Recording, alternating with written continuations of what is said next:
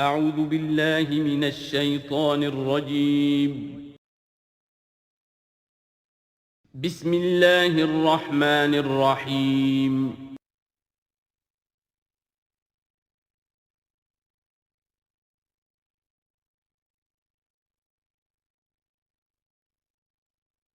اعوذ باللہ من الشیطان الرجیم بسم اللہ الرحمن الرحیم الم تروا ان اللہ سخر لکم ما فی السماوات وما فی الارض واسبغ علیکم نعمہ ظاہرۃ وباطنہ ومن الناس من یجادل فی اللہ بغیر علم ولا ہدی ولا کتاب منیر صدق اللہ العظیم۔ کیا تم نے دیکھا نہیں کہ اللہ تعالیٰ نے تمہارے لیے مسخر کر دیا ہے جو کچھ کے آسمانوں میں ہے اور جو کچھ کے زمین میں ہے؟ یعنی یہ کہ آسمان کے اندر سورج ہے، چاند ہے، یہ سب تمہاری ضرورتیں بہم پہنچانے میں لگے ہوئے ہیں۔ سورج کی تمازت ہے جس سے تمہاری فصلیں پکتی ہیں، اسی سے ہواؤں کا نظام چل رہا ہے، بارشوں کا برسنا، تو یہ سارا معلوم ہوتا ہے کہ تمہارے لیے یہ سب بستر بچھایا ہے اللہ نے اور ساری تمہاری ضرورتیں پوری کی ہیں۔ وَأَسْبَغَ عَلَيْكُمْ نِعَمَهُ، اور اس نے تم پر اپنی ساری نعمتیں مکمل کر دی ہیں، پوری کر دی ہیں۔ ظاہرۃ و باطنۃ، یہ نعمتیں ظاہری بھی ہیں، باطنی بھی ہیں، جو باہر سے نظر آتی ہیں، دکھتی ہیں، جن کو ہم استعمال کرتے ہیں۔ بہت سی نعمتیں وہ جن کا ہمیں احساس ہی نہیں ہے، ہمارے وجود کے اندر کیا کچھ اللہ تعالیٰ نے ودیعت کیا ہوا ہے اس کا ہمیں پوری طرح احساس بھی نہیں۔ وَمِنَ النَّاسِ مَن يُجَادِلُ فِي اللَّهِ بِغَيْرِ عِلْمٍ، یہ آیت آ چکی ہے سورہ حج میں۔ لوگوں میں سے کچھ ایسے بھی ہیں جو جھگڑتے ہیں اللہ کے معاملے میں یا اللہ کے بارے میں یا اللہ کی احکام کے بارے میں، اللہ کی آیات کے بارے میں، بغیر اس کے کہ بغیر علم کہ ان کے پاس کوئی علم ہو، ولا ہدن، نہ کوئی رہنمائی اور ہدایت ہے، ولا کتاب منیر، نہ کوئی روشن کتاب ہے۔ وَإِذَا قِيلَ لَهُمُ اتَّبِعُوا مَا أَنزَلَ اللَّهُ قَالُوا بَلْ نَتَّبِعُ مَا وَجَدْنَا عَلَيْهِ آبَاءَنَا، اور جب ان سے کہا جاتا ہے کہ پیروی کرو اس کی جو اللہ نے نازل فرمایا ہے، قرآن اتارا ہے، اس کی پیروی کرو۔ قالوا، وہ کہتے ہیں، بل نتبع ما وجدنا علیہ آباءنا، بلکہ ہم تو پیروی کریں گے اس کی کہ جس کو پر ہم نے پایا ہے اپنے آباء و اجداد کو۔ اور آج کل خاص طور پر یہ لوک ورثہ اور ہماری پرانی روایات، قومی روایات، اور ہماری جو ہیں ہر علاقے کا ایک کلچر ہے، اس کلچر کو زندہ کیا جائے، کروڑ ہر روپیہ ان چیزوں میں صرف کیا جاتا ہے۔ اولو کان الشیطان یدعوہم الی عذاب السعیر، خواہ شیطان ان کو پکار رہا اور بلا رہا ہو، یہ جو باتیں بنا رہے ہیں در حقیقت یہ شیطان کی دعوت اور اس کی تبلیغ ہے در حقیقت، جس کو انہوں نے قبول کیا ہے۔ یدعوہم الی عذاب السعیر، اور وہ انہیں بلا رہا ہے اس جہنم کے عذاب کی طرف۔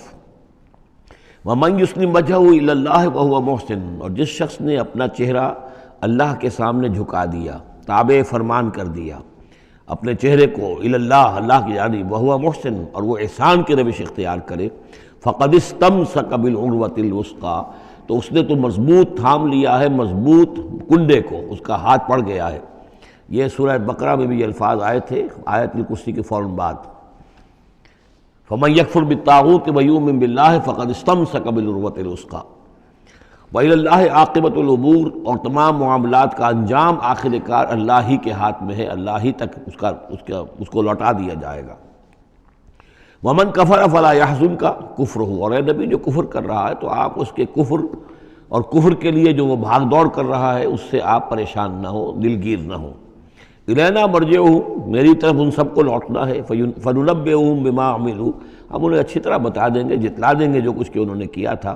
ان اللہ علیم بذات الصدور، یقیناً اللہ تعالیٰ تو جو کچھ سینوں میں چھپا ہوا ہے اس سے بھی واقف ہے۔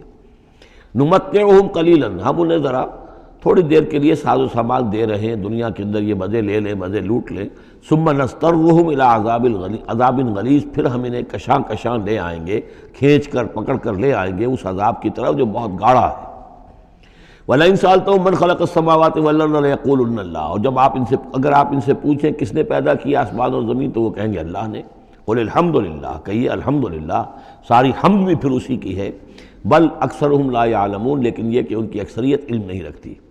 للہ ما فی السماوات والارض، آسمان اور زمین میں جو کچھ ہے وہ اللہ کے لیے ہے، اللہ ہی کا ہے، اللہ کی ملکیت ہے، یہ لام تملیک ہے، اللہ کی ملکیت ہے ہر وہ شے جو بھی کچھ ہے آسمانوں میں اور زمین میں۔ ان اللہ هو الغنی الحمید، یقیناً وہ غنی ہے، اسے کوئی احتیاج نہیں، اور حمید ہے، بڑی خوبیوں والا ہے، اپنی ذات میں ستودہ صفات ہے۔ وَلَوْ أَنَّ مَا فِي الْأَرْضِ مِنْ شَجَرَةٍ أَقْلَامٌ، اور اگر جتنے بھی زمین میں درخت ہیں وہ قلم بن جائیں، وَالْبَحْرُ، اور سمندر جو ہے وہ سیاہی بن جائے، جیسے میں یہ مضمون سورہ کہف میں بھی آ چکا ہے۔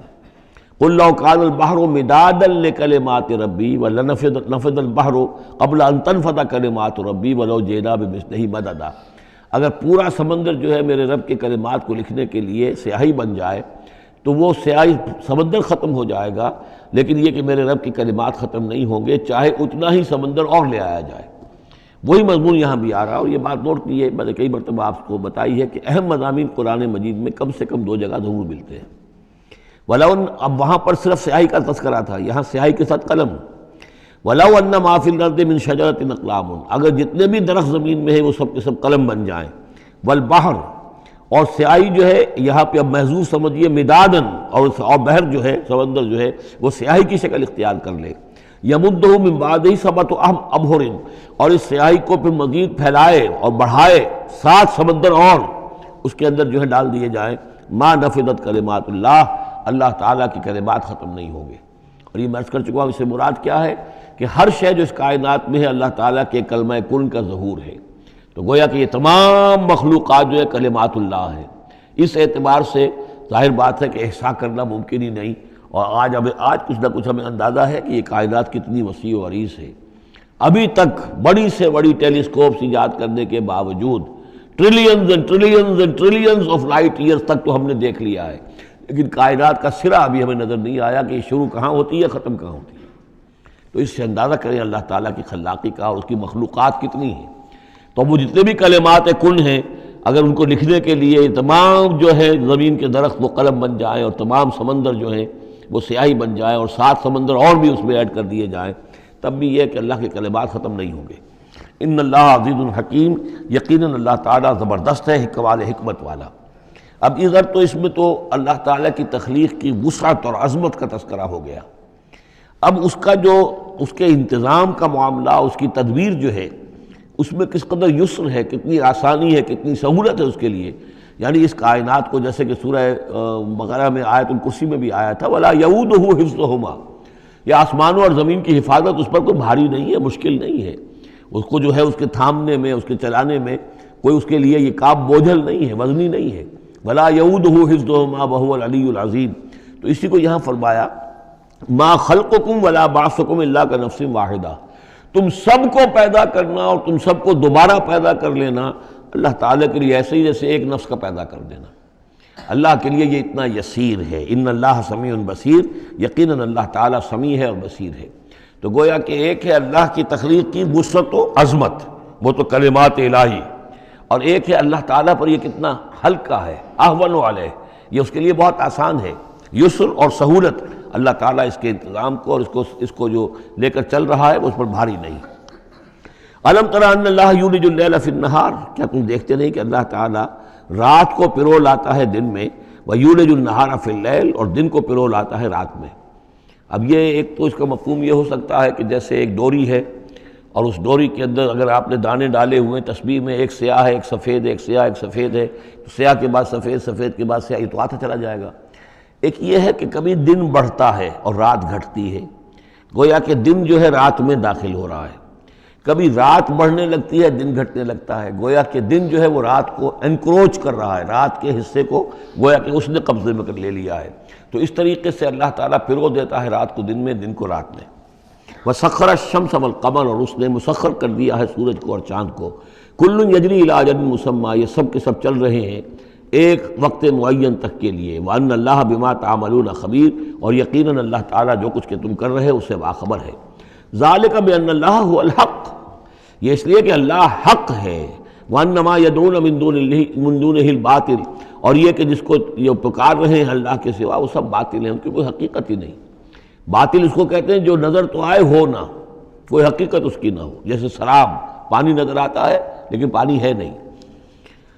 وَأَنَّ اللَّهَ هُوَ الْعَلِيُّ الْكَبِيرُ، اور یقیناً اللہ تعالیٰ ہی ہے سب سے بلند و بالا اور سب سے بڑا اور عظمت والا۔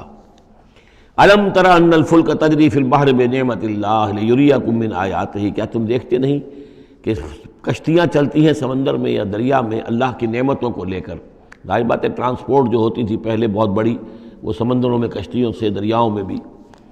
لیریکم من آیاتہ، تاکہ وہ تمہیں دکھائے اپنی آیات میں سے. ان فی ذلک لآیات لکل صبار شکور، یقیناً اس میں آیات ہیں، لیکن کس کے لیے؟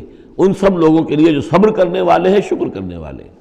صبار یہ بھی مبالغے کا صیغہ ہے، فعال کے وزن پر، بہت صبر کرنے والا. شکور فعول کے وزن پر ہے، بہت زیادہ شکر کرنے والا.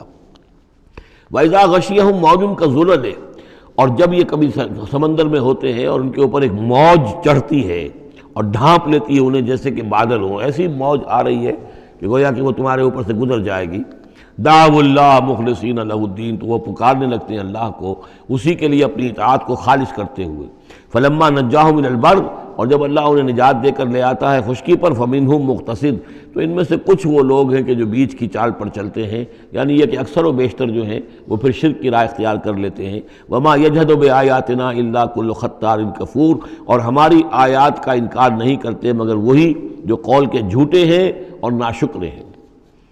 یا ایھا الناس اتقوا ربکم واخشوا یوما، اے لوگو اپنے رب کا تقوی اختیار کرو اور ڈرو اس دن سے. لا یجزی والد عن ولدہ، جس دن کوئی والد اپنے بیٹے سے کسی شے کو دور نہیں کر سکے گا، بچا نہیں سکے گا کسی بھی چیز سے. ولا مولود هو جاز عن والدہ شیئا، اور نہ ہی بیٹا جو ہے وہ اپنے باپ سے کوئی شے دور کر سکے گا، کوئی کسی کے کام نہیں آئے گا، نہ باپ بیٹے کے نہ بیٹا باپ کے. تو باقی سارے رشتے جو ہیں وہ تو اس کے بعد ثانوی ہیں. ان وعد اللہ حق، یہاں وہ آیت بھی یاد آ گئی ہوگی آپ کو. یا بنی اسرائیل اذکروا نعمتی التی انعمت علیکم انی فضلتکم علی العالمین واتقوا یوما لا تجزی نفس عن نفس شیئا ولا یقبل منها شفاعۃ ولا یؤخذ منها عدل ولا هم ينصرون. یا ایھا الناس اتقوا ربکم واخشوا یوما لا یجزی والد عن ولدہ ولا مولود هو جاز عن والدہ شیئا ان وعد اللہ حق، اللہ کا وعدہ سچا ہے، شدنی ہے، اٹل ہے، ہو کر رہے گا، قیامت آ کر رہے گی، جزا و سزا ہو کر رہے گی. فلا تغرنکم الحیات الدنیا، تو دیکھو تمہیں نہ دھوکے میں ڈال دے یہ دنیا کی زندگی، تم اسی کے اوپر ریجھ جاؤ، اسی میں مگن ہو جاؤ، اسی میں گم ہو جاؤ، تو گویا کہ یہ تمہارے لیے پھر دھوکے کی ٹٹی بن گئی کہ اصل زندگی سے تمہیں جو ہے ذہناً جو ہے اس نے غافل کر دیا. ولا یغرنکم باللہ الغرور، اور دیکھنا وہ دھوکے باز تمہیں اللہ تعالیٰ کی شان غفاری کے حوالے سے دھوکہ نہ دے. یہ شیطان آ کر یہ بھی کہتا ہے کہ اللہ تو بڑا غفار ہے، تم نے کیا کیا، کچھ چھوٹے سے گناہ تھوڑے سے کیے، اللہ کی مغفرت تو بہت وسیع ہے، خامخواہ کاہے کو گھبراتے ہو، کاہے کو توبہ کرتے ہو. تو یہ جو ہے اللہ کی رحیمی، اللہ کی شان غفاری کا حوالے سے دھوکے میں دینا انسان کو. ولا یغرنکم باللہ الغرور ان اللہ عندہ علم الساعہ، اللہ ہی ہے کہ جس کے پاس ہے قیامت کا علم کہ قیامت کب آئے گی. ساعہ اور قیامہ، اس کے فرق کو ذہن میں رکھیے. گھڑی وہ معین گھڑی جب کہ زلزلہ ہوگا اور یہ اجرام سماویہ جو ہیں وہ ایک دوسرے سے ٹکرائیں گے اور پہاڑ جو ہے روئی کے گالوں، یہ ساعہ ہے جس میں کہ ہلاکت ہوگی دنیا کی آخری. اور پھر باس بادل موت کے بعد جو دن آنا ہے وہ قیامہ ہے. قیام کہتے ہیں کھڑے ہونے کو، اس دن کھڑے ہوں گے لوگ اور حاضر ہوں گے اپنے رب کے حضور میں. تو عام طور پر ہم قیامت کا لفظ جب بولتے ہیں تو ساعت کی جگہ پر بولتے ہیں.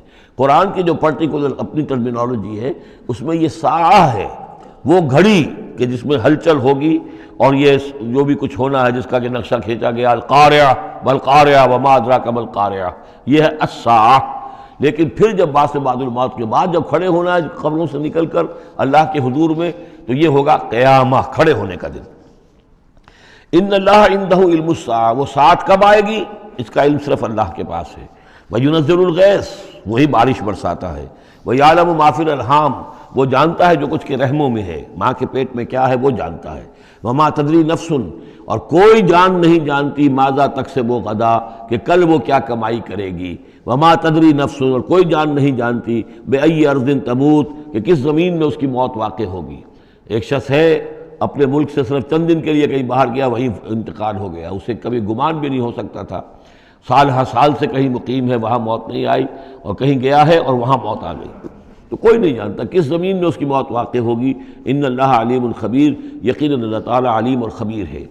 یہ جو 5 چیزیں یہاں گنوائی گئی ہیں اس میں آج کل بڑا اشکال ہے، اور لوگ کہتے ہیں کہ یہ آپ پتہ چل جاتا ہے کہ ماں کے رحم میں جو ہے، ماں کے پیٹ میں بیٹا ہے یا بیٹی ہے. اس کے دو اعتبار سے اس کو سمجھ لیجئے۔ اس آیت میں 5 چیزوں کا ذکر ہے۔ پہلی چیز میں حصر کا اسلوب ہے کہ یہ چیز صرف اللہ کو معلوم ہے، اگرچہ یہاں یہ نہیں لکھا ہوا ہے کہ اللہ کے سوا کوئی نہیں جانتا، پھر بھی چونکہ حصر کا اسلوب ہے، ان اللہ عندہ علم الساعہ، یقیناً اللہ ہی ہے جس کے پاس ہے قیامت کا علم، ساعت کا علم۔ اس میں بھی گویا کہ نفی ہو گئی کہ کوئی اور نہیں جانتا۔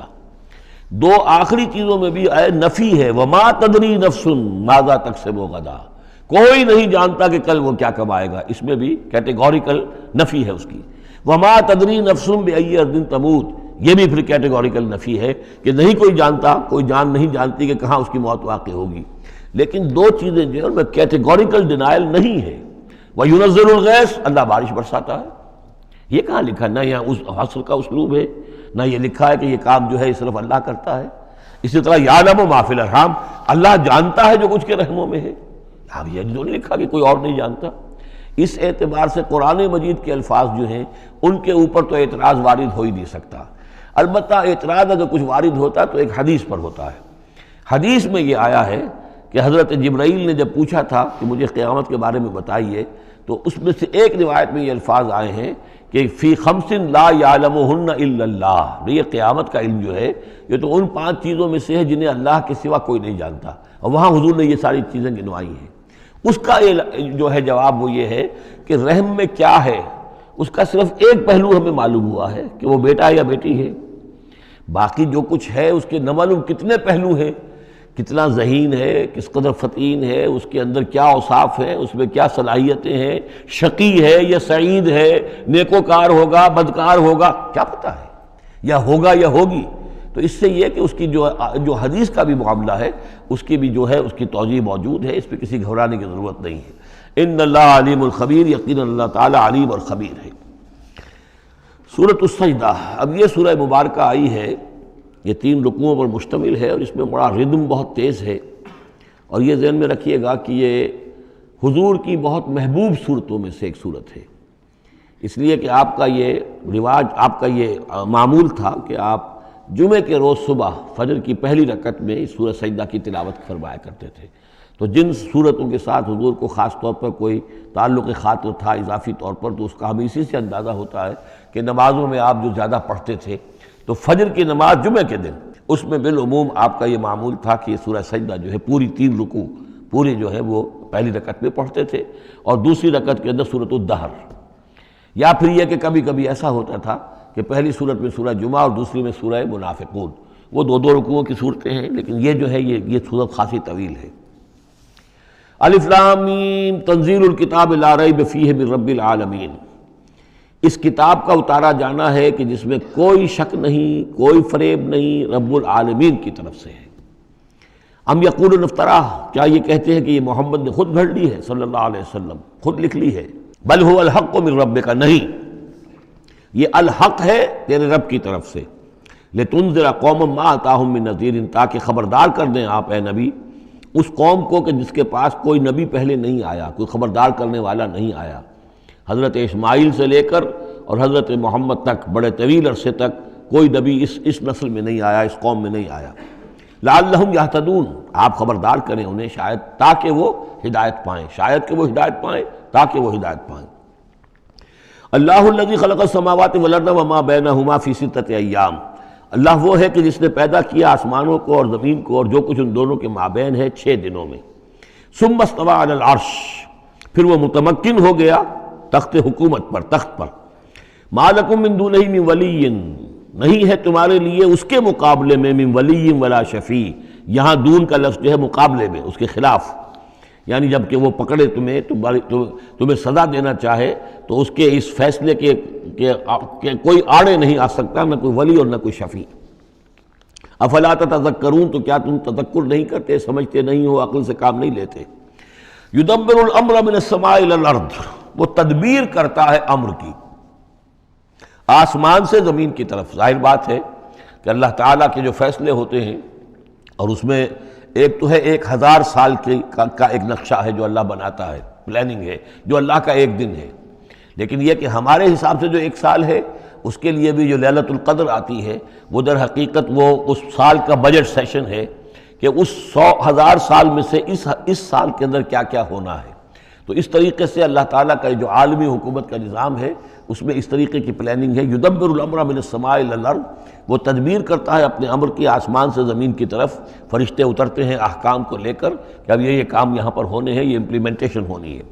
ثم یعرج الیہ، پھر وہ چڑھتا ہے اس کی جانب، جب یہ کام ہو گئے تو رپورٹیں جو ہیں وہ اللہ تعالیٰ کی جناب میں پھر پیش ہونے کے لیے جا رہی ہیں۔ فی یومن، اور یہ سارا معاملہ ہے ایک دن میں، مقدارہ الف سنۃ مما تعدون، جس کی مقدار ہے تمہارے حساب سے جو تم گنتی کرتے ہو تو 1000 برس۔ اب یہ سورہ حج میں بھی یہ آیت آ چکی ہے، ان یومن عند ربک کالف سنۃ مما تعدون، تیرے رب کا ایک دن جو ہے وہ تمہارے حساب کے 1000 سال کے برابر ہے۔ اور یہاں پر بھی یہ آ گیا کہ یہ تدبیر امر کے سلسلے میں اس کائنات میں جو بھی اللہ تعالیٰ کا فیصلہ ہوتا ہے تو وہ ہر 1000 سال کے لیے اس کا ایک نقشہ بن جاتا ہے۔ ذالک عالم الغیب والشہادۃ، وہ ہستی ہے جاننے والی ہر چھپی چیز کی اور ہر سامنے کی چیز کی، العزیز جو زبردست ہے، الرحیم رحم فرمانے والی ہے۔ الذی احسن کل شیء، جس نے کہ جو شے بنائی، کل شیء خلقہ، جو شے بھی اس نے بنائی بہت خوبصورت بنائی، بہت عمدہ بنائی، اس کی خلقت میں کوئی نقص تم نہیں دکھا سکتے، کہیں کوئی کوتاہی نہیں دکھا سکتے۔ وَبَدَأَ خَلْقَ الْإِنسَانِ مِنْ طِينٍ، اور انسان کی تخلیق کا آغاز کیا گارے سے۔ یہ تخلیق کا آغاز تو گارے سے ہوا، یا تو یہ کہ وہ آدم کی تخلیق جو ہے وہ جو جن مراحل سے ہو کر گزری ہے تو ہم کئی دفعہ دیکھ چکے ہیں، یا جیسے کہ میں نے سورہ مومنون کے شروع میں عرض کیا کہ خود ہر انسان کی بھی جو تخلیق ہو رہی ہے اس کا بھی اصل تو جو ہے کہ باپ کے جسم میں جو نطفہ بن رہا ہے تو وہ بھی تو ظاہر بات ہے کہ زمینی جو غذا ہیں اور وہ مٹی ہی کی کشید جو ہے وہی چیزیں ہیں کہ جس کے ذریعے سے وہ اس کا نطفہ بنتا ہے۔ لیکن اس کے بعد ثم جعل نسلہ من سلالۃ من ماء مہین، پھر یہ جو نسل چلی ہے آدم کی علیہ الصلوۃ والسلام، اب یہ چلی ہے اس بے قدر پانی کی کہ نچڑا ہوا پانی جو ہے سلالۃ من ماء مہین، اس سے اب یہ نسل آگے چل رہی ہے۔ پہلا مرحلہ آدم کا مٹی سے آدم تک، اب آدم سے آگے جو تناسل کا معاملہ چل رہا ہے نوع انسانی کا، ریپروڈکشن جس نظام سے ہو رہی ہے اس کا یہ نسل جو ہے اس میں یہ ذریعہ بن رہا ہے۔ ثم سواہ ونفخ فیہ من روحہ، اب یہاں ثم جو آ رہا ہے گویا کہ نسل انسانی میں سے جو بھی کوئی ایک بچہ جو ہے اس کو اللہ تعالیٰ اس کی نوک پلک سنوار دیتا ہے، ونفخ فیہ من روحہ، اور اس میں پھر پھونکتا ہے اپنی روح میں سے۔ یہ میں عرض کر چکا ہوں کہ یہ حدیث نبوی سے جو بڑی پختہ حدیث ہے حضرت عبداللہ ابن مسعود رضی اللہ تعالیٰ عنہ سے، اس میں یہ ہے کہ 40 دن نطفے کی شکل ہے، 40 دن مضغہ ہے، بلکہ درمیان میں علقہ ہے، اور پھر 120 دن کے بعد اللہ تعالیٰ فرشتے کو بھیجتا ہے جو اس میں روح پھونکتا ہے۔ وَنَفَخَ فِيهِ مِن رُوحِهِ وَجَعَلَ لَكُمُ السَّمْعَ وَالْأَبْصَارَ وَالْأَفْئِدَةَ، اور اس نے تمہارے لیے بنا دیے ہیں کان بھی اور آنکھیں بھی، اور تمہیں عقل بھی دی ہے، یا دل بھی، جو بھی چاہے کہہ لیں، اس لیے کہ دل کی بھی ایک عقل ہے اور ایک عقل حیوانی ہے۔ قَلِيلًا مَا تَشْكُرُونَ، بہت ہی کم ہے جو شکر تم کرتے ہو۔ وَقَالُوا إِذَا ضَلَلْنَا فِي الْأَرْضِ أَإِنَّا لَفِي خَلْقٍ جَدِيدٍ، اور یہ کہتے ہیں کہ جب ہم زمین میں گم ہو جائیں گے، رل مل جائیں گے، مٹی ہو کر مٹی میں مل جائیں گے، تحلیل ہو جائیں گے، اور آج کا کوئی نوجوان کہے گا جب کہ اس کے تو ایٹم جو ہے وہ بھی منتشر ہو گئے، اس کے الیکٹرانز بھی پتہ نہیں کہاں سے کہاں گئے، اب اسی کے جسم سے کھاد بن گئی ہے، وہ اس کا جسم کھاد بن گیا ہے، اور وہ کھاد جو ہے وہ پلانٹس کے اندر آ گئی ہے، اور وہ پلانٹس جو ہیں وہ بکری نے کھا لیے ہیں، اور بکری سے کہیں سے کہاں پہنچ گئے، کیسے جمع ہوں گے اس کے اجزاء۔ وَقَالُوا إِذَا ضَلَلْنَا فِي الْأَرْضِ، جب ہم زمین کے اندر گم ہو جائیں گے، کھوئے جائیں گے، أَإِنَّا لَفِي خَلْقٍ جَدِيدٍ، کیا پھر ہمیں ایک نئی تخلیق جو ہے عطا ہو جائے گی۔ بل ہم بلقاء ربہم کافرون، حقیقت میں یہ اپنے رب کی ملاقات کا انکار کر رہے ہیں، کیونکہ انہیں معلوم ہے کہ ان کے کرتوت کیا ہیں۔ ظاہر بات ہے جس کے دل کے اندر اللہ کے لیے خلوص اور محبت ہے اور دل را بدل رہیست، تو اسے یہ بھی یقین ہوگا میرا پروردگار بھی مجھ پر شفقت فرمائے گا، رحم فرمائے گا۔ آپ اگر مخلص ہیں اللہ کے ساتھ تو اللہ تعالیٰ کی طرف سے بھی رحمت کی امید ہوگی، تو پھر تو انسان ملنا چاہے گا۔ یہ لوگ انکار کرنا چاہتے ہیں اللہ سے ملاقات کا، اعتراض یہ کر رہے ہیں کیسے ہو سکتا ہے، کیسے پیدا ہو سکتے ہیں، حالانکہ بے وقوف یہ دیکھیں کہ اگر تمہیں وہ پہلی مرتبہ پیدا کر سکتا ہے تو دوبارہ پیدا کرنا کیسے مشکل ہوگا۔ تو تمہیں پہلے بھی پیدا کیا، زمین ہی سے اجزاء آئے ہیں، سارے ایٹمز وہیں سے آئے ہیں، وہیں سے ہو کر تمہارے وجود جو ہے وہ بنا ہے۔ قُلْ يَتَوَفَّاكُم مَلَكُ الْمَوْتِ الَّذِي وُكِّلَ بِكُم، کہہ دیجئے کہ تمہیں قبض کر لے گا وہ فرشتہ جو موت کا فرشتہ ہے، جو تم پر مقرر کر دیا گیا ہے۔ ثُمَّ إِلَىٰ رَبِّكُمْ تُرْجَعُونَ، پھر تم اپنے رب کی طرف لوٹا دیے جاؤ گے۔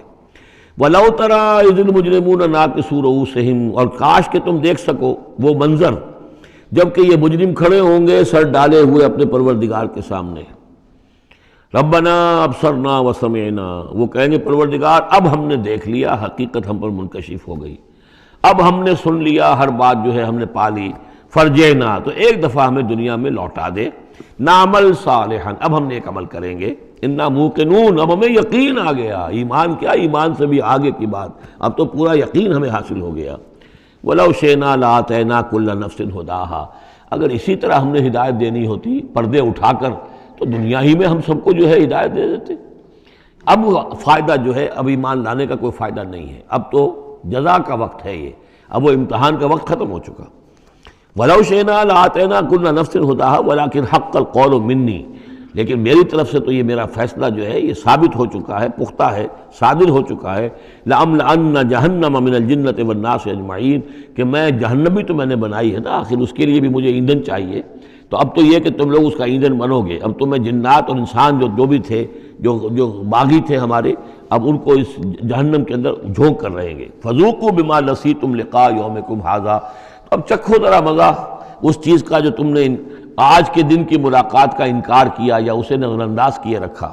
انا نسیناکم، ہم نے بھی اب تمہیں نظر انداز کر دیا، اب ہم سے بات نہ کرو. لا تکلمون، اب ہم مجھ سے بات نہ کرو. وذوقوا عذاب الخلد بما کنتم تعملون، اور جو کچھ تم کرتے رہے اس کی پاداش میں اب ہمیشگی والا عذاب چکھو. انما یؤمن بآیاتنا الذین اذا ذکروا بها، میری ایمان رکھنے والے تو ہماری آیات پر وہ لوگ ہیں کہ جب انہیں ہماری آیات کے ذریعے سے تذکیر کی جاتی ہے، نصیحت کی جاتی ہے، انہیں سنائی جاتی ہے، خروا سجدا، وہ سجدے میں گر پڑتے ہیں. وسبحوا بحمد ربہم، اور وہ اپنے پروردگار کی حمد کے ساتھ تسبیح کرتے ہیں. وہم لا یستکبرون، اور وہ گھمنڈ نہیں کرتے، تکبر نہیں کرتے. یہ آیت سجدہ ہے. تتجافی جنوبہم عن المضاجع، رات کے اوقات میں ان کے پہلو بستروں سے دور رہتے ہیں، علیحدہ رہتے ہیں. رات کو یبیتون لربہم سجدا وقیاما، ایک تو وہ شخص ہے کہ جو ساری رات پڑا سوتا رہتا ہے، اور ایک وہ ہے کہ جو وقفے سے اٹھتا ہے، اللہ کو یاد کرتا ہے، کبھی کھڑا ہے کبھی سجدہ کر رہا ہے. تو ان کے پہلو جو ہیں وہ ان کے بستروں سے علیحدہ رہتے ہیں. یدعون ربہم خوفا وطمعا، اپنے رب کو پکارتے رہتے ہیں، دعا کرتے رہتے ہیں اپنے رب سے، خوف کے ساتھ بھی اور طمع کے ساتھ بھی. انہیں امید بھی ہوتی ہے، لالچ بھی ہوتا ہے کہ اللہ تعالیٰ رحم فرمائے، مغفرت فرمائے، لیکن ڈر بھی رہتا ہے کہ کہیں ہماری پکڑ نہ ہو جائے. وَمِمَّا رَزَقْنَاهُمْ يُنْفِقُونَ، اور جو کچھ ہم نے انہیں دیا ہے اس میں سے پھر وہ خرچ کرتے ہیں ہماری رضا جوئی کے لیے. فَلَا تَعْلَمُ نَفْسٌ مَّا أُخْفِيَ لَهُم مِّن قُرَّةِ أَعْيُنٍ، تو کسی جان کو نہیں معلوم، کسی انسان کو نہیں معلوم کیا کچھ چھپایا گیا ہے ان کے لیے ان کی آنکھوں کی ٹھنڈک کے واسطے. یعنی جنت میں ہم نے کیا کچھ چھپایا ہوا ان کے لیے کوئی نہیں جانتا. فَلَا تَعْلَمُ نَفْسٌ، کوئی نہیں جانتا. اسی مضمون کو اصل میں حضور نے ادا کیا ہے کہ مَا لَا عَيْنٌ رَأَتْ وَلَا أُذُنٌ سَمِعَتْ وَمَا خَطَرَ عَلَىٰ قَلْبِ بَشَرٍ. باقی جو چیزیں بیان کی گئی ہیں ان کے بھی اصل حقیقت تو وہاں کھلے گی، لیکن پھر بھی یہ تو ابتدائی نزل ہے، پہلی مہمان نوازی ان چیزوں سے ہے جن کا کہ قرآن مجید میں ذکر ہے، جن کو کہ ہم سمجھ سکتے ہیں. اصل نعمتیں جو جنت کی ہیں وہ تو یہ فلا تعلم نفس، کوئی نہیں جانتا کیا کچھ چھپایا گیا ان کے لیے اللہ تعالیٰ نے، کیا کچھ تیار کر کے رکھا ہوا ہے ان کی آنکھوں کی ٹھنڈک کا سامان. جزاء بما کانوا یعملون، وہ بدلہ ہوگا ان کے اعمال کا. افمن کان مومنا کمن کان فاسقا، تو بھلا ایک شخص کہ جو مومن ہے کیا وہ ایسا ہو جائے گا جیسے فاسق ہو؟ کیا ان کا انجام برابر ہوگا؟ لا یستوون، نہیں وہ برابر نہیں ہو سکتے. اما الذین آمنوا وعملوا الصالحات، یقیناً وہ لوگ جو ایمان لائے اور جنہوں نے نیک عمل کیے، فلہم جنات الماوا، ان کے لیے تو وہ باغات ہیں جہاں ان کو ٹھکانہ دیا جائے گا. نزلا بما کانوا یعملون، اور یہ ہوگی ان کی ابتدائی مہمان نوازی. نزل عربی میں کہتے ہیں مہمان جیسے ہی آئے، نزیل اترا ہے وہ اپنی سواری سے، گھوڑے سے آیا ہے، اونٹ پر آیا ہے، آپ کے دروازے کے سامنے آ کر وہ اترا ہے، اونٹ کو بٹھایا ہے، اس سے اترا ہے، یا آج کار سے اتر رہا ہے. تو اب یہ نزیل ہے اس وقت. اس نزیل کے لیے نزل فوری طور پر، موسم کے اعتبار سے ٹھنڈا ہے یا گرم ہے، آپ فوری طور پر لاتے ہیں، یہ نزل ہے. پھر وہ اب آپ کے پاس ٹھہر گیا ہے، آپ نے اس کے لیے کمرے کا بندوبست کیا ہے، وہ وہاں پر اس نے استراحت کی ہے، اب آپ نے اہتمام کے ساتھ اس کے لیے کھانا تیار کروایا. یہ ہے ضیافت، ضیف اب بنا ہے وہ. تو جیسے آیا ہے وہ نزیل ہے، اور جب گھر میں آپ کے ٹھہر گیا تو اب ضیف ہے، وہ پھر ضیافت ہوگی. تو وہ چیزیں جو ہیں ما لا عین رأت ولا اذن سمعت وما خطر علی قلب بشر، یہ اصل میں ضیافت خداوندی ہے، اور یہ نزل ہے جس کا ذکر قرآن مجید میں اس تفصیل سے آیا ہے۔ وَأَمَّا الَّذِينَ فَسَقُوا فَمَأْوَاهُمُ النَّارُ، اور جو لوگ سرکش تھے اور جنہوں نے نافرمانی کی تھی ان کا ٹھکانہ آگ ہے۔ كُلَّمَا أَرَادُوا أَن يَخْرُجُوا مِنْهَا، جب بھی وہ چاہیں گے کہ وہاں سے نکل بھاگیں، أُعِيدُوا فِيهَا، پھر انہیں اسی میں لوٹا دیا جائے گا۔ وَقِيلَ لَهُمْ ذُوقُوا عَذَابَ النَّارِ الَّذِي كُنتُمْ بِهِ تُكَذِّبُونَ، اور ان سے کہا جائے گا چکھو اب مزہ اس عذاب کا، آگ کے عذاب کا جس کو تم جھٹلاتے رہے تھے۔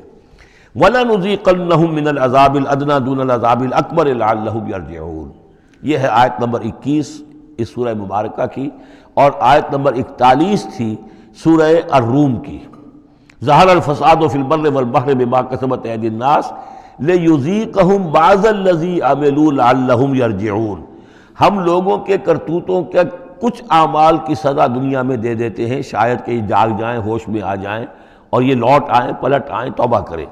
یہاں فرمایا ہم لازماً انہیں چکھائیں گے مزہ چھوٹے عذاب کا، ادنا، عذاب الادنا، دون العذاب الاکبر، اس بڑے عذاب سے پہلے پہلے، لعلہم یرجعون، شاید کہ یہ جاگ جائیں، شاید کہ ہوش میں آ جائیں، شاید کہ لوٹ جائیں، شاید کہ توبہ کریں۔ یہ بات جو ہے آ چکی ہے کہ رسول جب بھی بھیجے جاتے تھے تو اللہ تعالیٰ کی طرف سے اس قسم کی تنبیہات کا سلسلہ آتا تھا تاکہ لوگ بیدار رہیں۔ وَمَنْ أَظْلَمُ مِمَّنْ ذُكِّرَ بِآيَاتِ رَبِّهِ ثُمَّ أَعْرَضَ عَنْهَا، اس سے بڑھ کر ظالم کون ہوگا جس کو نصیحت کی گئی اب اس کے رب کی آیات کے حوالے سے پھر بھی اس نے اعراض کیا۔ یعنی ایک تو نصیحت کوئی کر رہا ہے وہ اپنا جو فلسفہ بھگار رہا ہے یا کوئی اپنی عقل لڑا رہا ہے، اپنی منطق لڑا رہا ہے، ایک یہ کہ اللہ کی آیات کے ذریعے سے تذکیر کر رہا ہے، پھر بھی اس سے اعراض کریں۔ ثم اعرض عنہا انا من المجرمین منتقمون، ایسے مجرموں سے تو ہم انتقام لے کر رہیں گے۔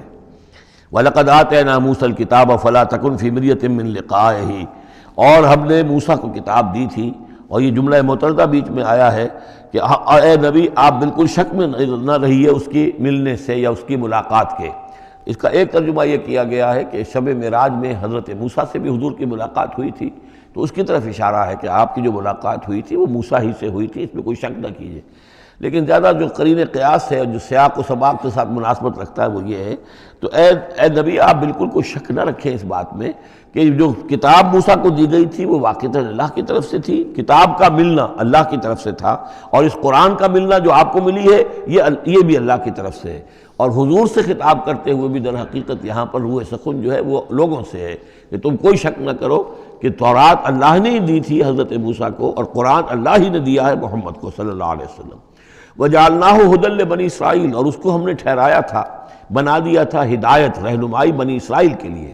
وَجَعَلْنَا مِنْهُمْ أَئِمَّةً يَهْدُونَ بِأَمْرِنَا لَمَّا صَبَرُوا، اور ان میں سے پھر ہم نے ایسے امام اٹھائے، پیشوا اٹھائے، رہنما اٹھائے کہ جو لوگوں کو ہمارے حکم سے وہ ہدایت کرتے تھے، رہنمائی کرتے تھے، تورات کی تعلیم کرتے تھے، تورات سمجھاتے تھے، نیکی کا حکم دیتے تھے، امر بالمعروف نہی المنکر کرتے تھے۔ لما صبروا، لیکن یہ کام وہ کر سکتے تھے جب خود صبر کی روش اختیار کر لیں۔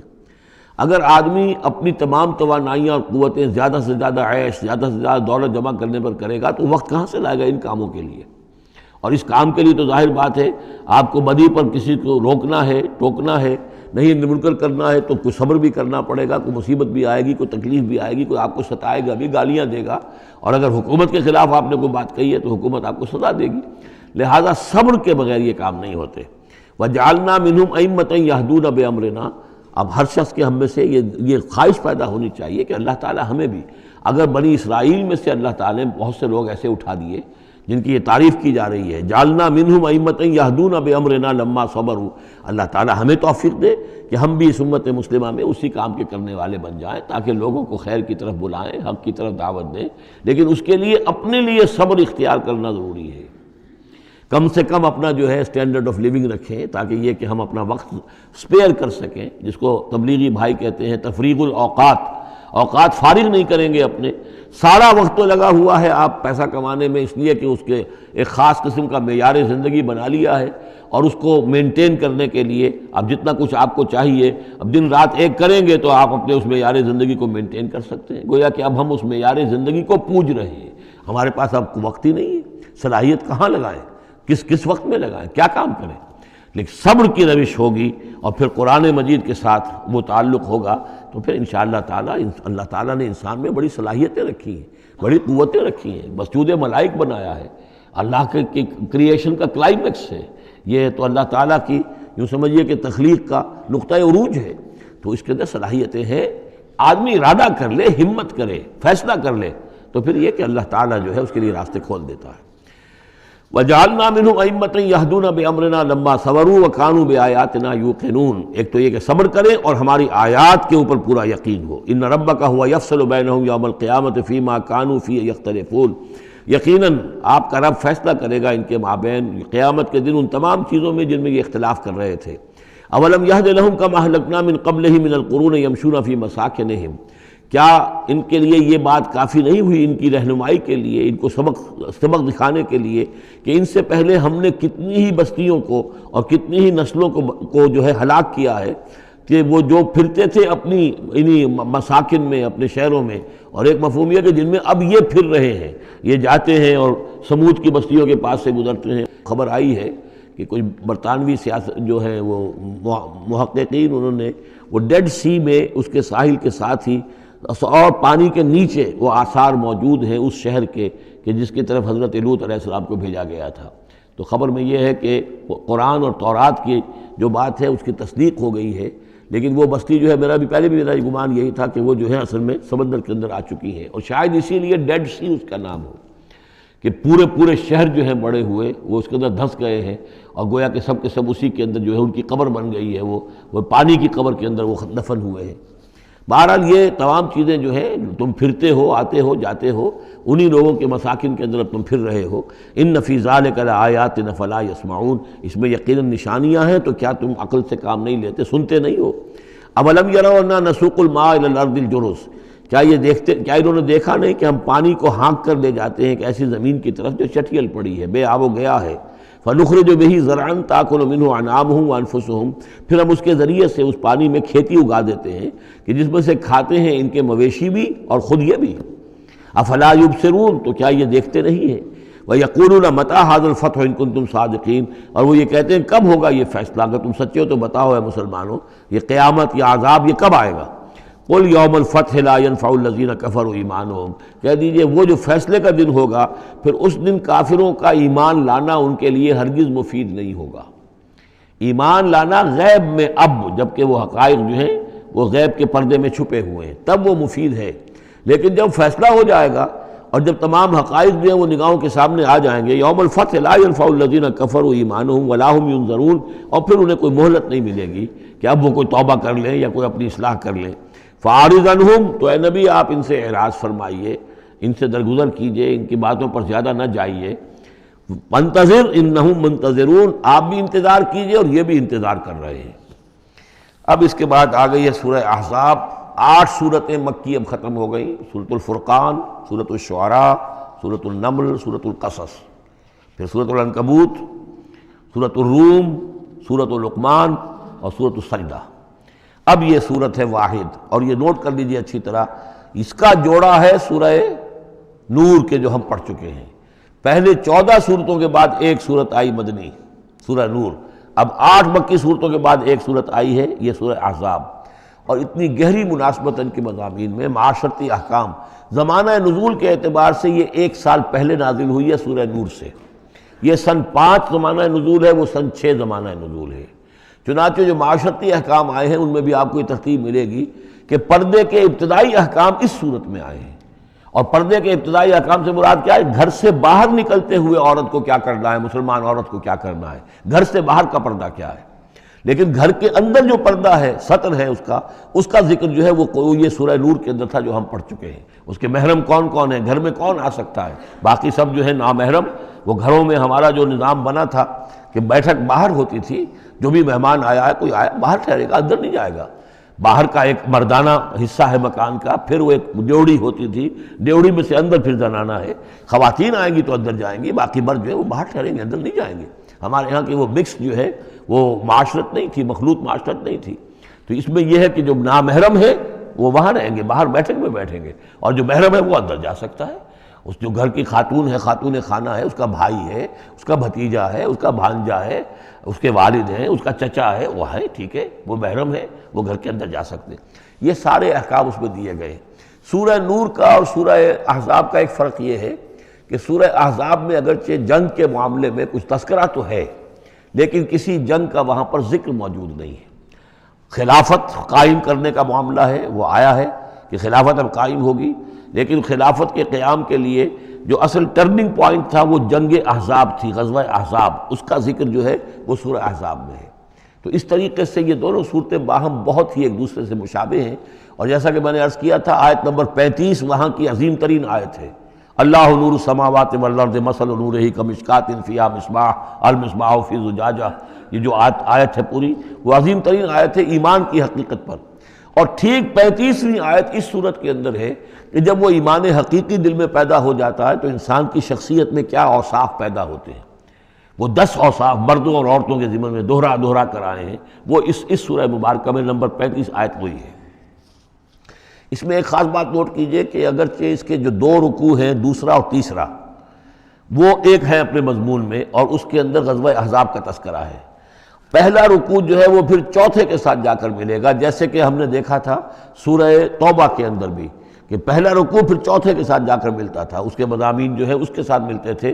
درمیان میں جو ہے 2 رکوع آ گئے تھے کہ جو 1 سال پہلے نازل ہوئے، جو کہ یعنی فتح مکہ سے پہلے نازل ہوئے، لیکن اس کے بعد وہ جو نازل ہوئے ہیں سن 9 کے اندر، اس کے اندر جو ہے وہ پہلا رکوع کی 6 آیات اور اس کے بعد پھر چوتھا اور 5واں رکوع ہے۔ بالکل وہی آپ کو ترتیب یہاں ملے گی، اس لیے کہ قرآن کا اسلوب یہ ہے کہ خاص جو موضوع ہوتا ہے کسی صورت کا، اس سے متعلق آیات کو پہلے نکال کر رکھ دیتے ہیں۔ جیسے سورہ انفال میں بھی ہم نے دیکھا یسألونک عن الانفال قل الانفال للہ والرسول، اگرچہ وہاں پھر بات کو چھوڑ دیا گیا، پھر جا کر وہ صورت کے وسط میں مضمون آ رہا ہے۔ اس میں ایک خاص جو مضمون آیا ہے وہ یہ ہے کہ حضور صلی اللہ علیہ وسلم نے جو شادی کی حضرت زینب سے رضی اللہ تعالی عنہ، حالانکہ حضرت زینب جو ہے اس سے پہلے حضور ہی کی فرمائش پر ان کی شادی کی گئی تھی حضرت زید ابن حارثہ سے۔ زید ابن حارثہ رضی اللہ تعالی عنہ حضور کے غلام تھے، اور حضور نے انہیں آزاد کر کے اپنا بیٹا بنا لیا تھا، تو محبت بہت تھی حضور کو حضرت زید ابن حارثہ سے۔ لیکن یہ ہے کہ ایک تو منہ بولا بیٹے کی کا قرآن میں نفی آ گئی کہ منہ بولے بیٹے کی کوئی حیثیت نہیں ہے، اسلام میں اس کی کوئی قانونی اور شریعت کے اندر اس کا کوئی مقام نہیں، بیٹا تو وہی ہے کہ جو آپ کے صلب سے ہے۔ دوسرے یہ کہ اب منہ بولے بیٹے کی بیوی جب حضرت زید نے طلاق دی تو آیا منہ بولے بیٹے کی بیوی سے کوئی شخص جو ہے وہ نکاح کر سکتا ہے؟ کیا وہ محرمات ابدیہ میں سے ہے؟ تو عرب میں رواج یہ تھا کہ چونکہ وہ منہ بولے بیٹے کو بھی سمجھتے تھے کہ جیسے اصلی بیٹا ہے، تو جیسے یہ کہ جو صلبی بیٹا ہے اس کی بیوی سے اگر اس نے طلاق دے دی ہو یا فرض کیجئے بیٹا فوت ہو گیا ہو، تب بھی یہ ہے کہ اس کی جو بیوی ہے بیوہ ہے یا مطلقہ ہے اس سے وہ شخص شادی نہیں کر سکتا، شوہر جو فوت ہو گیا ہے یا جس نے طلاق دی اس کا باپ۔ تو یہاں پر اس پہ بڑا طوفان اٹھا، بلکہ یہ کہ حضور کو خود اندیشہ تھا۔ حضور نے ایک طرح سے کہہ کے بہت کہہ سن کر حضرت زینب کو آمادہ کیا تھا کہ وہ شادی کر لیں۔ زینب جو ہے رضی اللہ تعالیٰ عنہ اونچے گھرانے کی، بنو ہاشم کی خاندان سے تعلق رکھنے والی، اور حضرت جو زید ابن حارثہ تھے ان پر غلامی کا داغ لگ چکا تھا، تو عرب کی ایک خاص جو ہے ان کے ہاں ایک سوچ تھی، ان کا ایک مزاج تھا، ان کی روایات تھیں۔ لیکن بہرحال حضرت زینب نے حضور کی فرمائش پر وہ نکاح کر لیا، لیکن یہ کہ ان میں نباہ نہیں ہو سکا۔ حضرت زینب انہیں ذہناً قبول نہیں کر سکی کہ یہ میرے برابر کا ہے یا میری اس کی حیثیت جو ہے وہ واقعی ایسی ہے، یعنی شوہر کو جس طرح آنکھوں پر بٹھانا چاہیے، شوہر سے جس طریقے سے اس کا ادب ہونا چاہیے وہ نہیں کر سکی حضرت زینب۔ لہٰذا حضرت زید ابن حارثہ جو ہے متواتر کہتے رہتے تھے کہ حضور ہمارا معاملہ ٹھیک نہیں چل رہا ہے، مجھے اجازت دیجیے کہ میں اس کو طلاق دے دوں۔ حضور روکتے تھے کہ ایک تو میں نے اس کو کہہ سن کر شادی کروائی، وہ تو اس کے لیے آمادہ بھی نہیں تھی، نہ گھر والے آمادہ تھے، لیکن میرے کہنے سے شادی کر لی انہوں نے۔ اب یہ طلاق دیں گے تو طلاق کا داغ لگے گا ان کے اوپر اور صدمہ ہوگا، تو حضور روکتے رہے۔ لیکن شاید یہ بھی دل میں آپ کے خیال تھا کہ اگر خدا نہ خواستہ زید نے طلاق دے ہی دی تو پھر زینب کی دل جوئی اس کے بغیر ممکن نہیں ہوگی کہ میں خود پھر ان سے شادی کروں، لیکن میں کیسے شادی کروں گا جبکہ میں نے تو زید کو اپنا منہ بولا بیٹا بھی کہا تھا، تو اس حوالے سے تو اسکینڈل بن جائے گا، اور پورے لوگ جو ہیں دشمن تو موجود ہیں، مارے آستین منافقین بھی موجود تھے، وہ اس کو ایک ایشو بنا لیں گے میرے خلاف۔ یہ ہے پس منظر جو پہلے رکوع میں آ رہا ہے۔ یا ایھا النبی اتق اللہ، اے نبی اللہ کا تقوی اختیار کیجئے، ولا تطع الکافرین والمنافقین، اور کافروں اور منافقوں کی باتیں نہ مانیے۔ میں آپ کو عرض کر اطاعت امر صرف حکم دینے کو نہیں کہتے بلکہ مشورے کو بھی کہتے ہیں، اور اطاعت صرف کسی کا حکم ماننے کو نہیں کہتے، کسی کی بات کو وزن دینا، توجہ سے سننا، یہ بھی اس میں شامل ہے۔ ولا تطع الکافرین والمنافقین، آپ ان کافروں اور منافقین کی بات کا دھیان نہ کریں. ان اللہ کان علیما حکیما، یقیناً اللہ تعالی علیم ہے اور حکیم ہے. واتبع ما یوحی الیک من ربک، اور پیروی کیجیے اس کی کہ جو آپ کی طرف، آپ کے رب کی طرف سے وحی کی جا رہی ہے. ان اللہ کان بما تعملون خبیرا، اور جو کچھ تم کرتے ہو اللہ اس سے واقف ہے. وتوکل علی اللہ، اور اللہ پر توکل کیجیے. وکفیٰ باللہ وکیلا، اور اللہ ہے کافی ہے آپ کے توکل کے لیے، آپ کے لیے سہارا. یعنی یہ کہ آپ لوگوں کی جو پروپیگنڈا ہوگا اس کا اندیشہ ہے آپ کو، اس کا بالکل دھیان نہ کیجیے. ما جعل اللہ للرجل من قلبین فی جوفہ، اللہ تعالیٰ نے کسی انسان کے دل میں دو دل نہیں رکھے، کسی کے سینے میں، کسی کے پیٹ میں. یہاں پہ جوف جو ہے خالی جگہ کو کہتے ہیں، تو سینے کے اندر، کیونکہ یہ کیویٹی کہلاتی ہے، چیسٹ کیویٹی، اور پھر دوسری جو ہے ایبڈومینل کیویٹی ہے. تو اس میں دو دل نہیں رکھے ہیں، مطلب دل ایک ہی ہوتا ہے. اسی طریقے سے گویا کہ بات کہی جا رہی ہے. کہنے کو تو ہم کہہ دیتے ہیں کہ دل جو ہے، اور ہمارے دل یکجا ہو گئے ہیں، دل سے دل مل گیا، لیتا تو دل ہی رہتا، ایک ہی رہتا ہے انسان کا اپنا دل. لیکن اسی طریقے سے کسی شخص کی دو مائیں نہیں ہوتی. ماں تو وہی ہوتی ہے جس نے اس کو جنا ہے، اور کسی شخص کا بیٹا جو ہے، بیٹا وہی ہوتا ہے جو اس کی صلب سے پیدا ہوا ہو. باقی یہ ہے کہ منہ بولا بیٹا جو وہ بیٹا نہیں بن جاتا. وما جعل ازواجکم اللہ، اور نہیں اللہ نے بنایا ہے تمہاری ان بیویوں کو، اللہ تظاہرون منہن، کہ جن سے تم زہار کر بیٹھتے ہو. یا زہار کا مضمون سورہ مجادلہ میں آئے گا. عربوں میں روایت یہ تھا کہ بہت ناراض ہو گئے، بیوی سے کہہ دیا تم تو میری ماں کی طرح ہو. گویا کہ اب یہ ہمیشہ کے لیے حرام ہو گئی. طلاق مغلظ کا بھی مغلظ در مغلظ طلاق ہو گئی. اب وہ کسی طرح بھی اس کے لیے اس سے کوئی تعلق رکھنا جائز نہیں ہے. تو یہ زہار جو ہے ماں بنا دیا، کہہ دیا کہ ماں بن گئی، تو گویا کہ ماں بن گئی. لیکن اللہ تعالیٰ کے ہاں وہ ماں نہیں بنتی. ماں تو وہی ہے، جیسے کہ فرمایا وما جعل ازواجکم اللہ تظاہرون منہ امہاتہم، جن سے تم زہار کر بیٹھتے ہو، جنہیں تم یہ کہتے ہو کہ تم میری ماں کے مانند یا ماں کی پیٹھ کے مانند ہو میرے لیے، تو وہ اللہ تمہاری مائیں نہیں بن جاتی. وما جعل ادعیاءکم ابناءکم، نہ تمہارے منہ بولو بیٹوں کو اللہ تعالیٰ نے بیٹا بنایا ہے. ذالکم قولکم بافواہکم، یہ تو تمہاری منہ کی باتیں ہیں، منہ سے تم نے وہ جملہ کہہ دیا تم تو میری ماں کی مانند ہو یا ماں کی پیٹھ کے مانند ہو. اور اسی طریقے سے کہہ دیا تم میرے بیٹے ہو، بیٹا تو وہی ہوگا. واللہ یقول الحق، اللہ تعالیٰ حق فرما رہا ہے. وہو یہدی السبیل، اور وہی سیدھے راستے کی طرف ہدایت دینے والا ہے. ادعوہم لآبائہم، لوگوں کو پکارا کرو ان کے باپوں کے ساتھ، باپوں کے نام کے ساتھ. چنانچہ یہ حکم ہے. اگر آپ نے کسی کو لے لیا ہے، کوئی اپنے بھتیجے کو، بھانجے کو، آپ کے ہاں اولاد نہیں ہے، تو بہت سے مسائل آ جاتے ہیں. لوگ کہتے ہیں کہ میں اپنا نام لکھوا دوں اس کے باپ کی جگہ تاکہ اس کو پتہ نہ چلے. چھوٹے سے بچے کو لے آئے تو اب وہ کیا کہے گا کہ یہ میرے اصل والدین نہیں ہیں، میرے والدین تو وہ تھے. بڑا ہو کر معلوم ہوگا. تو ایک یہی سمجھیے کہ سائیکولوجیکل شوق جو پہنچتا ہے، اس سے بچانے کے لیے بعض لوگ سوچتے ہیں کہ ہم اپنا ہی نام درج کروا دیں وہاں پر، اور اس کا نام ولدیت اسی کی. لیکن نہیں، یہ حرام مطلق ہے. قرآن مجید کا یہ صاف حکم ہے. قول یہ ادعوہم لآبائہم، ان کو پکارو ان کے نام، ان کے باپوں کے نام کے حوالے سے. اسی لیے پہلے حضرت زید کو لوگ کہتے تھے زید ابن محمد، اس لیے کہ حضور نے انہیں اپنا بنایا ہوا تھا متبنہ، اور منہ بولا بیٹا. یہ آیتیں جب نازل ہوئیں تو پھر اب وہ رہ گئے زید ابن حارثہ. دوبارہ وہ زید ابن محمد اب نہیں رہے. ادعوہم لآبائہم هو اقسط عند اللہ، یہی زیادہ مبنی بر انصاف ہے اللہ کے نزدیک. فإن لم تعلموا آباءهم فإخوانكم في الدين، اور اگر تم جانتے نہیں ان کے باپ کو، کہیں کوئی بچہ جو ہے، چھوٹا سا بچہ کہیں مل گیا ہے، معلوم نہیں، نہ اس کو ہوش تھا. ایسا ہوا ہے پارٹیشن کے وقت، بہت ہوا ہے. پوری گاڑی جو ہے آ رہی تھی، سب کے سب جو ہے وہ قتل کر دیے گئے. کوئی بچہ کہیں پر زندہ مل گیا ہے، اور ایسے لوگ، ان سے ملاقات بھی ہوئی ہے ایک صاحب سے لاہور میں. اب ان کو کسی نے لے کر پال لیا ہے، ٹھیک ہے، لیکن یہ کہ اگر اب معلوم نہیں کہ ان کے باپ کا نام کیا ہے، کوئی نہیں جانتا. نہیں ہے، اگر تم اس کے باپ کا نام نہیں جانتے، فَإِن لَمْ تَعْلَمُوا آبَاءَهُمْ فَإِخْوَانُكُمْ فِي الدِّينِ وَمَوَالِيكُمْ، وہ تمہارے دینی بھائی شمار ہوں گے، اور وہ تمہارے رفیق ہیں، تمہارے موالی ہیں. وَلَيْسَ عَلَيْكُمْ جُنَاحٌ فِي مَا أَخْطَأْتُمْ بِهِ، لیکن جو کوئی تم سے اب تک کوئی غلطی ہو گئی ہے یا غلطی ہو جائے تو اللہ تعالیٰ تمہیں پکڑے گا نہیں. وَلَكِن مَا تَعَمَّدَتْ قُلُوبُكُمْ، لیکن جو بھی کچھ تم اپنے دلوں سے پورے ارادے کے ساتھ کرو گے تو اس پر یقیناً اللہ تعالیٰ جو ہے حساب لے گا. وَكَانَ اللَّهُ غَفُورًا رَحِيمًا، اور یقیناً اللہ غفور الرحیم ہے، بخشنے والا اور مہربان. النبی اولیٰ بالمؤمنین من انفسہم، یقیناً نبی جو ہے اہل ایمان کے لیے ان کی اپنی جانوں سے زیادہ محبوب ہونا چاہیے، زیادہ جو ہے حقدار ہے کہ وہ اپنی جانوں سے زیادہ حضور کی جان کی فکر کریں، حضور کی جان سے محبت رکھیں. وَأَزْوَاجُهُ أُمَّهَاتُهُمْ، اس میں یہ ہے کہ یہاں پر یوں سمجھیے کہ گویا کہ محذوف یہ ہے کہ وَهُوَ أَبٌ لَهُمْ، یعنی حضور جو ہے رسول جو ہے وہ ان کے لیے بمنزلہ باپ ہے۔ اس کے لیے ایک حدیث بھی موجود ہے کہ میرا مقام تم سب کے والد کی حیثیت سے، جیسے کہ فرمایا گیا ازواجہ امہاتہم، ابھی آ رہا ہے کہ اس کی جو بیویاں ہیں نبی کی وہ تمام مسلمانوں کی مائیں ہیں۔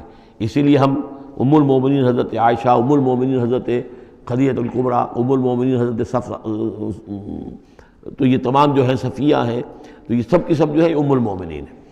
تو النبی اولیٰ بالمومنین من انفسہم وہو اب لہم، ان کے لیے باپ کے درجے میں ہیں۔ بلکہ یہ کہ یہ بعض جو ابتدائی قاری تھے وہ تو اس کے ساتھ پڑھتے بھی تھے اس کو، وَأَزْوَاجُهُ أُمَّهَاتُهُمْ، اور اس کی بیویاں جو ہے وہ ان کی ماؤں کا درجہ رکھتی ہیں۔ وَأُولُو الْأَرْحَامِ بَعْضُهُمْ أَوْلَىٰ بِبَعْضٍ فِي کتاب اللہ۔ باقی یہ ہے کہ جو رحمی رشتے ہیں، جو سگے بہن بھائی ہیں، رحمی جن کے رشتے ہیں، وہ اللہ کی کتاب میں، شریعت میں وہ ایک دوسرے سے قریب تر ہیں۔ یہ الفاظ آ چکے ہیں سورہ انفال کی بھی آخری آیت کہ یہ اپنے بھائیوں کے ساتھ جو بھی بھلا سلوک کرو۔ انصاری اور مہاجر بھائی بن گئے تھے، انہوں نے اپنی زندگی میں اپنے گھر تقسیم کر دیے یا اپنی دکانیں تقسیم کر دیں، وہ ٹھیک ہے۔ زندگی میں جو بھی تم چاہو، الا ان تفعلوا الی اولیاءکم، تم اپنے بندوں کے ساتھ جو خیر بھی کرنا چاہو اپنے بھائیوں اور دوستوں کے ساتھ کرو، لیکن وراثت میں ظاہر بات ہے منہ بولے بھائی کا کوئی حصہ نہیں، منہ بولا بیٹے کا کوئی حصہ نہیں۔ اور وہ جو بنا دیے گئے تھے انصاری اور مہاجر آپس میں بھائی، وہ بھائی چارہ جو ہے وہ بھی وراثت کے اندر نہیں چلے گا۔ وراثت جو ہے وہ تو جو اصل رحمی رشتے ہیں انہی میں ہے۔ وَأُولُو الْأَرْحَامِ بَعْضُهُمْ أَوْلَىٰ بِبَعْضٍ فِي کتاب اللہ مِنَ الْمُؤْمِنِينَ وَالْمُہَاجِرِينَ، اہل ایمان اور مہاجرین، ان سب کا معاملہ یہی ہے۔ إِلَّا أَن تَفْعَلُوا إِلَىٰ أَوْلِيَائِكُمْ مَعْرُوفًا، ہاں تم اپنے دوستوں کے ساتھ کوئی نیک سلوک کرو، بھلائی کرو، ان کو کچھ اپنے زندگی کے اندر تم اگر کچھ ہبہ کرنا چاہتے ہو ہبہ کر سکتے ہو، یہ سارے کام ہو سکتے ہیں، لیکن قانون اور شریعت اور وراثت اس میں ان کا کوئی حصہ نہیں۔ کان ذالک فی الکتاب مستورا، یہ تمام چیزیں جو ہیں کتاب میں پہلے سے لکھی ہوئی ہیں۔ اس لیے بھی کہ یہ چیزیں جو آ چکی ہیں اول تو یہ کہ تورات میں بھی ہوں گی، لیکن سورہ نساء میں بھی یہ باتیں آ چکی ہیں، اسی طریقے سے سورہ انفال میں بھی آ چکی ہیں۔ وَإِذْ أَخَذْنَا مِنَ النَّبِيِّينَ مِيثَاقَهُمْ، اور ذرا یاد کرو جب کہ ہم نے لیا تھا انبیاء سے ایک میثاق۔ یہ آل عمران میں ہم پڑھ چکے ہیں، 81 اور 82 نمبر 81 82 آیات ہیں یہ، اس میں ہم نے میثاق لیا تھا، میثاق النبیین، ومنک ومن نوح، آپ سے بھی لیا تھا اور نوح سے بھی لیا تھا، وابراہیم وموسیٰ وعیسیٰ ابن مریم، اور ابراہیم سے اور موسیٰ سے اور عیسیٰ ابن مریم سے، وَأَخَذْنَا مِنْهُمْ مِيثَاقًا غَلِيظًا، اور ان سب سے ہم نے بڑا گہرا قول و قرار لیا تھا، میثاق لیا تھا۔ یہ ذکر ہو چکا ہے سورہ آل عمران میں۔ اور یہاں بھی نوٹ کیجئے، اگر ہم یہ نہ مانیں کہ یہ ارواح کا معاملہ ایک علیحدہ وجود ہے اور یہ پہلے پیدا کر دیے گئے تھے، تو میثاق کب لیا گیا؟ ان سب کو کیسے جمع کیا گیا؟ وہ تو ایک میثاق الست جو ہے تمام ارواح سے لیا گیا، الست بربکم۔ پھر ان میں سے جو وہ تھے جنہیں نبوت ملنے والی تھی، روح محمدی بھی موجود تھی اور روح ابراہیم بھی تھی، روح عیسیٰ بھی تھی، یہ ساری ارواح تھی، ان سے پھر ایک ایڈیشنل جو میثاق لیا گیا۔ وہ ظاہر بات ہے کہ جب تک کہ آپ روحانی وجود کا علیحدہ سے ہونا اس کو تسلیم نہیں کرتے، تو قرآن مجید کے یہ سارے مضامین جو ہیں پھر کہیں گے استعارہ ہے، تو استعارہ رہ جائے گا، پھر کوئی حقیقت ثابت نہیں رہے گی۔ لِيَسْأَلَ الصَّادِقِينَ عَنْ صِدْقِهِمْ، تاکہ اللہ تعالیٰ پوچھ لے سچوں سے ان کے سچ کے بارے میں، اور گویا کہ آگے محذوف ہے وَالْكَاذِبِينَ مِنْ كِذْبِهِمْ، اور جو جھوٹے ہیں ان سے ان کے جھوٹ کے بارے میں سوال کر لے، تاکہ اللہ تعالیٰ پوری طرح پوچھ گچھ کر لے سچوں سے ان کے سچ کے بارے میں۔ وَعَدَّ لِلْكَافِرِينَ عَذَابًا أَلِيمًا، اور یقیناً اس نے کافروں کے لیے ایک بہت دردناک عذاب تیار کیا ہوا ہے۔ یہ پہلا رکوع یہاں پر ختم ہو گیا، یہ 8 آیات کا ہے۔ اس کے بعد اب یہ مضمون چلے گا 2 رکوعوں کے بعد چل کر، دوسرے تیسرے کے بعد چوتھے رکوع کے ساتھ۔ ابھی یہ صرف اس کی تمہید ہے کہ اے نبی آپ ان کافروں کا اور منافقین کا کوئی اسکینڈل بن جائے گا، کوئی یہ ہو جائے گا، کوئی وہ ہو جائے گا، اس کو اپنے ذہن سے بالکل نکال دیجئے۔ جو اللہ کا حکم ہے اس کے اوپر عمل کیجئے۔ آپ کے لیے وہ نکاح کرنے میں قطعاً کوئی قباحت نہیں ہے، اور اللہ تعالیٰ نے تو گویا کہ آپ کو حکم دے دیا، اس لیے کہ وہ آ جائے گا کہ ہم نے تو وہ شادی آپ کی کر دی ہے، ہمارے حکم سے یہ حضرت زینب کے ساتھ آپ کا نکاح جو ہے طے پا چکا ہے۔ اس کے بعد 2 رکوع جو ہے ان میں ذکر ہو رہا ہے غزوہ احزاب کا۔ ہمارے پاس چند منٹ ہیں تو غزوہ احزاب کا جو تاریخی پس منظر ہے وہ میں بیان کر دیتا ہوں، باقی اس سے آگے ہم پڑھیں گے انشاءاللہ تعالیٰ کل۔ یہ غزوہ ہوا ہے سن 5 میں، اور اس کے لیے جو ہے بڑا اہتمام ہوا ہے۔ سب سے پہلے تو یہ کہ بنو نذیر جو نکال دیے گئے تھے مدینے سے، اور وہ پھر جا کر خیبر وغیرہ میں آباد ہو گئے تھے۔ اب انہیں مدینے کی یاد آتی تھی، انہیں ستاتی تھی یاد مدینے کی، وہ واپس آنا چاہتے تھے، وہ چاہتے تھے کہ مسلمانوں سے انتقام لیں. تو انہوں نے پھر یہ ہے، اور اس میں خاص طور پر وہ ابو عامر راہب جس کا تذکرہ ہم پڑھ چکے ہیں سورہ توبہ کے اندر، انہوں نے جو ہے بڑی محنت کر کے ایک طرف قریش کو آمادہ کیا کہ وہ حملہ کریں، دوسری طرف یہ ہے کہ جو نجد کے قبائل تھے غطفان وغیرہ ان کو آمادہ کیا. تو یہ ایک گویا سمجھیے کہ متحدہ محاذ بن کر ایک گرینڈ آرمی جو ہے وہ آئی، 12,000 کی فوج، جو عرب میں یوں سمجھیے کہ یہ کوئی انہونی سی بات تھی کہ کوئی اتنی بھی قوت. وہ شمال سے بھی آئے، جنوب سے بھی آئے، اور مغرب سے بھی آئے، مشرق سے بھی آئے. اس کا نقشہ تو بعد میں جب ہم پڑھیں گے تو کھل جائے گا. اب انہوں نے آ کر گھیر لیا مدینے کو، محاصرہ کر کے پڑ گئے. اتنی بڑی فوج حضور کے پاس کل اس وقت جو تعداد بنتی تھی 3,000 کی تھی مدینے کے اندر، جن میں کہ منافقین بھی تھے. اور دوسری یہ کہ عقب میں وہ بنو قریظہ بھی موجود تھے، ایک قبیلہ بڑے طاقتور قبیلہ تھا، بڑا قبیلہ تھا، ان کی گڑھیاں تھیں، ان کے قلعے تھے، وہ موجود تھے. اب پیچھے وہ موجود ہیں، اندیشہ ہے کہ کہیں وہ غداری کریں، جیسے کہ اس سے پہلے بنو قینقاع نے کی یا بنو نذیر نے کی، اس وقت وہ غداری کریں گے. اور اس کی خبریں بھی مل گئی تھیں کہ سلسلہ جنبانی ہو چکا ہے اور باہر سے وہ لشکر آ گیا ہے. دو طرف مدینے کے حرات ہیں، چٹانیں ہیں لاوے کی، سیاہ پتھر ہیں اور چکنے ہیں، ان کے اوپر نہ اونٹ چل سکتا ہے اور نہ گھوڑا دوڑ سکتا ہے. تو وہ جو حرات ہیں مدینے کے دو طرف، وہ تو گویا کہ ایک اللہ تعالیٰ کی طرف سے ایک نیچرل پروٹیکشن جو ہے مدینہ کو ملی ہوئی ہے. اب دو طرف جو رہ گئے تو اس میں پیچھے تھے یہ عقب میں جو ہے یہ بنو قریظہ کی گڑھیاں تھیں، اور سامنے کا علاقہ تھا کہ جہاں سے لشکر آ کر جو ہے انہوں نے جو حملہ کرنا تھا. تو پھر حضرت سلمان فارسی کے مشورے پر جب یہ مشورہ کیا حضور نے کہ اب اس طرح کیا کیا جائے، اتنا بڑی فوج آ گئی ہے، تو انہوں نے پھر بتایا کہ ہمارے ہاں یہ ایران میں یہ رواج ہے کہ جب اس طرح کی سچویشن ہو تو کھلے میدان میں جا کر لڑنے کی بجائے ہم خندق کھود لیتے ہیں، تاکہ اس خندق کے اندر سے ہو کر پھر یہ ہے کہ جو بھی چھلانگ مار کے آئے گا خندق میں سے اس کو عبور کر کے آئے گا تو ان کے ساتھ مقابلہ کرنا آسان ہے. ایک ایک کر کے آئیں گے، 10 آئیں گے، ایک دم پورا لشکر جو ہے دوڑ کر جو ہے کیولری ان کی جو ہے گھوڑے دوڑا کر تو نہیں آ سکتے. تو اس حوالے سے پھر خندق کھودی گئی. بہت ہی یعنی رسد کم تھا، فاقے لوگوں کو ہو رہے تھے، 2 3 دن کے کھانے کو کچھ نہیں ملا، سردی شدید تھی. اس موسم میں پھر طے ہوا کہ خندق کھودو، تو مسلمان خندق بھی کھود رہے تھے. اور اسی دوران یہ خبر بھی مل گئی کہ بنو قریظہ بھی بغاوت پر اور بدعہدی پر آمادہ ہیں. یعنی ہر اعتبار سے یہ سمجھ لیجئے کہ اللہ تعالیٰ نے اہل ایمان کے صبر اور امتحان کے لیے ایک بہت ہی سخت خوفناک صورت پیدا کر دی. اگرچہ اس کے بعد ہوا کیا، اس میں یہ ہے کہ ایک حضرت نعیم تھے ابو مسعود الاشجعی، نعیم بن ابن مسعود اشجعی، انہوں نے ایک بڑی تدبیر کی، حضور سے آ کر اجازت بھی دی. اشجعی قبیلے کے تھے، وہ باہر کے تھے، مدینے کے نہیں تھے، کہ حضور اگر آپ مجھے اجازت دیں تو میں ان کے مابین کچھ آپس میں بد اعتمادی پیدا کر دوں. بنو قریظہ کے پاس گئے کہ دیکھو تم یہاں رہتے ہو، یہ تو باہر سے آئے ہیں، فرض کریں چلیے آپ یہ سمجھتے ہیں کہ وہ جیت جائیں گے اور محمد اور ان کے ساتھیوں کو تم ختم کر دو گے، لیکن یہ بھی سوچو کہ اگر برعکس ہو گیا 10%، 20%، 30% کوئی امکان ہے کہ نہیں، تو تم کیا کرو گے؟ تمہیں تو یہاں رہنا ہے، پھر محمد کے ساتھ پھر تمہارا معاملہ ہوگا اور ہو سکتا ہے کہ وہ چھوڑ کر چلے جائیں. پھر تو تم ایسے کرو کہ ان سے مانگو کہ کچھ لوگ ہاسٹیجز تمہیں دیں اپنے، تاکہ ان کو یقین یہ رہے، تمہیں یقین رہے کہ وہ اپنے وعدے سے پھریں گے نہیں، جو بھی وعدہ انہوں نے کیا ہے تمہارے ساتھ مدد کرنے کا، اور تمہارا جو اندر سے تم مسلمانوں پر حملہ کرو گے تو جو کچھ بھی ان کے وعدے وہ پورے کریں گے. انہوں نے کہا بات تو ٹھیک ہے، یہ نعیم جو کہہ رہا ہے یہ بات صحیح ہے. تو انہوں نے وہ مطالبہ کیا ان سے، قریش سے اور وہ جو لشکر باہر پڑے ہوئے تھے 12,000 کے، کہ آپ اپنے کچھ آدمی ہمارے پاس بھیجیے تاکہ ہمیں اعتماد رہے، ہمارے پاس وہ رہیں گے ہاسٹیجز کی حیثیت سے، کہ ہمیں یقین رہے کہ آپ اپنی بات پوری کریں گے. ادھر سے جا کے ان سے کہا کہ وہ تم ان کے اوپر کیسے اعتماد کر رہے، وہ تو تمہارے اوپر اعتماد ہی نہیں کرتے، تم سے آدمی مانگ رہے ہیں. اور اس طریقے سے ان کے مابین جو ہے وہ ایک فرکشن پیدا کر دی، بد اعتمادی پیدا کر دی. ایک تو یہ ایک تدبیر ہوئی، دوسرے یہ کہ سب سارے امتحان پورا ہو گیا اور دودھ کا دودھ پانی کا پانی جدا ہو گیا. اہل ایمان بھی ثابت ہو گئے، ثابت قدم یہ لوگ ہیں، اور منافقین کا بھی جو خبث باطن تھا ان کی زبانوں پر آ گیا اور معلوم ہو گیا کہ ان کے دلوں کے اندر نفاق ہے. پھر اللہ تعالیٰ نے ایک تیز آندھی بھیجی. وہ آندھی ایسی آئی، جھکڑ ایسا آیا کہ وہ لشکر جو تھا اس کے خیمے اڑ گئے، جہاں دیگیں چڑھی ہوئی تھی چولہوں کے اوپر آگ لگ گئی، اور اس سے ایک افراتفری پیدا ہوئی، جس کے نتیجے میں وہ لشکر انہوں نے اپنا وہاں سے کیمپ اٹھایا اور چلے گئے.